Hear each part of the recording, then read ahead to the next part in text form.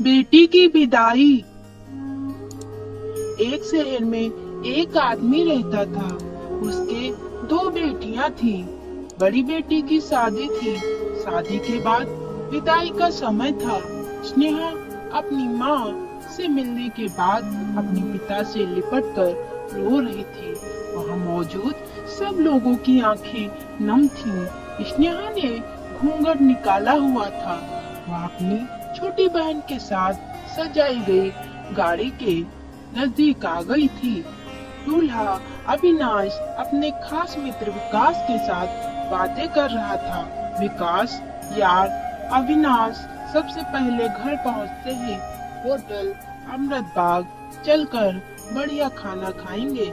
यहाँ तेरी ससुराल में खाने का मजा नहीं आया।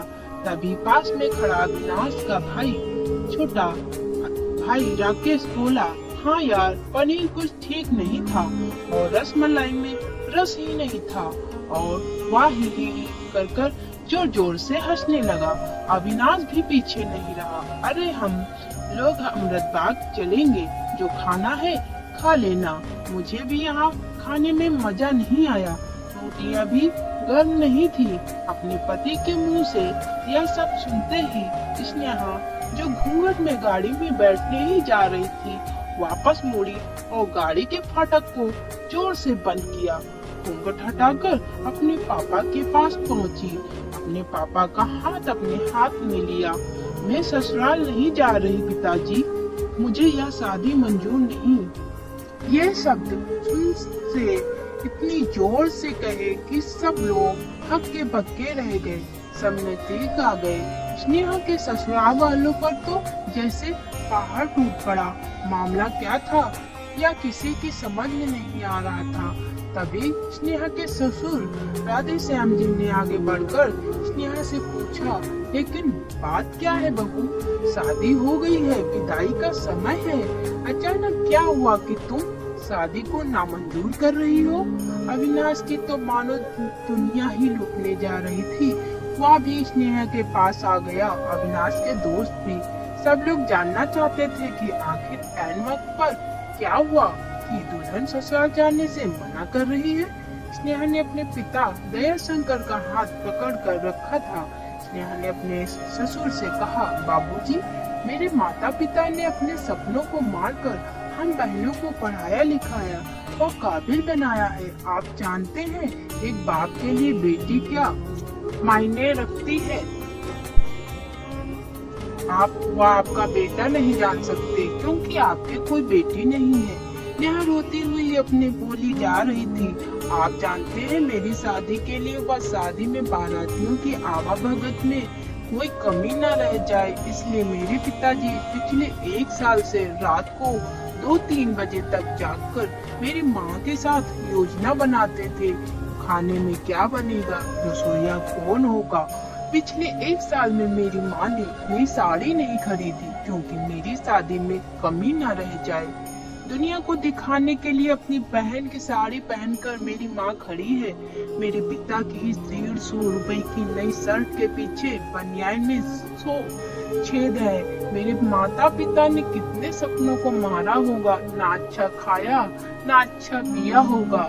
बस एक ही ख्वाहिश थी कि मेरी बेटी पे शादी में कोई कमी ना रह जाए। आपके बेटे को रोटी ठंडी लगी, उनके दोस्तों को पनीर में गड़बड़ लगी, वह मेरे देवर को रसमलाई में रस नहीं मिला। इनका खिलखिलाकर हंसना मेरे पिता के अभिमान को ठेस पहुंचाने के समान है। स्नेहा हाँफ रही थी। स्नेहा के पिता ने रोते हुए कहा, लेकिन बेटी इतनी छोटी सी बात।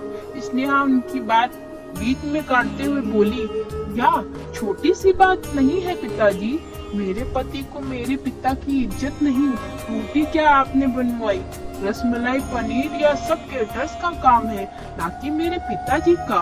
तब राधे श्याम जी ने कहा कि आपने तो दिल खोल कर वह हैसियत से बढ़कर खर्च किया है, कुछ कमी नहीं रही तो और केटर्स की तरफ से। आप तो अपने दिल का टुकड़ा अपनी गुड़िया रानी को विदा कर रहे हैं। आप कितनी रात रोएंगे क्या मुझे पता नहीं। फिर स्नेहा ने कहा, आपको पता है माँ कभी मेरे बिना घर से बाहर नहीं निकली, कल से बाजार अकेले जाएगी या ना जा पाएगी। जो लोग अब पत्नी या बहू लेने आए हैं वह खाने में कमियां निकाल रहे हैं। मुझ में कोई कमी आपने नहीं रखी, यह बात इनके समझ में नहीं आई। दयाशंकर जी ने स्नेहा के सर पर हाथ फिराया। अरे पगली, बात का बतंगड़ बना रही है। मुझे तुझ पर गर्व है कि तू मेरी बेटी है, लेकिन बेटा इन्हें माफ कर दे। तुझे मेरी कसम, शांत हो जा। तभी अविनाश ने आकर दयाशंकर जी के हाथ पकड़ लिए। मुझे माफ कर दीजिए बाबूजी, मुझसे गलती हो गई। मैं उसका गला बैठ गया था, रो पड़ा था वह। तभी राधे श्याम जी ने आगे बढ़कर स्नेहा के सर पर हाथ रखा। मैं तो बहू लेने आया था, लेकिन ईश्वर बहुत कृपालु है, उसने मुझे बेटी दे दी। वह बेटी की अहमियत भी समझा दी। मुझे ईश्वर ने बेटी नहीं दी, शायद इसलिए कि तेरे जैसी बेटी मेरी नसीब में थी। अब बेटी इन नालायकों को माफ कर दे। मैं हाथ जोड़ता हूँ तेरे सामने, मेरी बेटी स्नेहा मुझे लौटा दे। और दयाशंकर जी ने सचमुच हाथ जोड़ लिए थे। स्नेहा के सामने सर झुका दिया। स्नेहा ने अपने ससुर के हाथ पकड़ लिए। बाबूजी, राधे श्याम जी ने कहा। बाबूजी नहीं पिताजी। स्नेहा भी भावुक होकर राधे श्याम जी से लिपट गई थी। दयाशंकर जी ऐसी बेटी पाकर गौरव की अनुभूति कर रहे थे। स्नेहा अब राजी खुशी अपने ससुराल रवाना हो गई थी। पीछे छोड़ गई थी आंसुओं से भीगी अपने माँ पिताजी की आंखें, अपने पिता का वह आंगन जिस पर कल तक वह चहकती थी।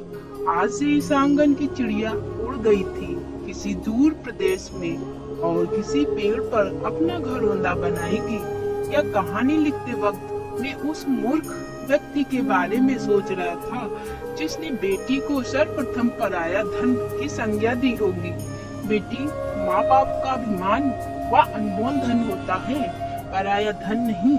कभी हम शादी में जाएं तो ध्यान रखें कि पनीर की सब्जी बनाने में पिता ने कितना कुछ खोया होगा, वह कितना खोया होगा अपना आंगन उजाड़ कर दूसरे के आंगन को महकाना कोई छोटी बात नहीं। खाने में कमियां ना निकालें। बेटी की शादी में बनने वाले पनीर, रोटी या रसमलाई पकने में उतना समय लगता है जितनी लड़की की उम्र होती है। या भोजन सिर्फ भोजन नहीं, पिता के अरमान व जीवन का सपना होता है। बेटी की शादी में बनने वाले पकवानों में स्वाद कहीं सपनों के कुचलने के बाद आता है, उन्हें पकने में सालों लगते हैं। बेटी की शादी में खाने की कद्र करें। तो दोस्तों, आपकी क्या राय है इस कहानी के बारे में?